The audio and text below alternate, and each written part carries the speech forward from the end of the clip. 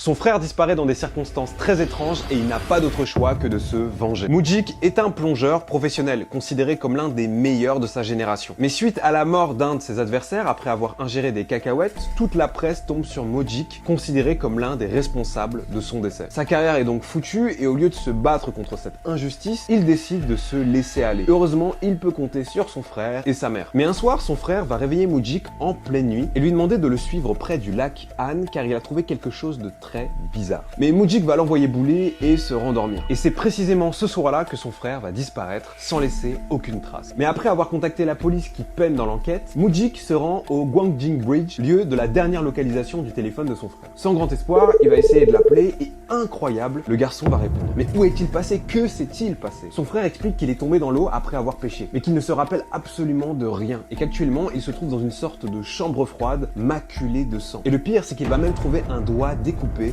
au sol. À travers la porte, le frère remarque la présence d'un camion étiqueté Ocean Seafood. Ok, c'est un restaurant. Mujik sait exactement où il se trouve et il se met alors à sprinter jusqu'à là-bas. En attendant, son frère tente de s'échapper par un conduit, mais à l'extérieur, il peut entendre des voix. Et deux hommes n'ont qu'une seule hâte, le découper en morceaux et revendre ses organes. Le webtoon s'appelle Night Fishing, c'est un webtoon court terminé en 32 épisodes et comment vous dire qu'il est juste incroyablement stressant.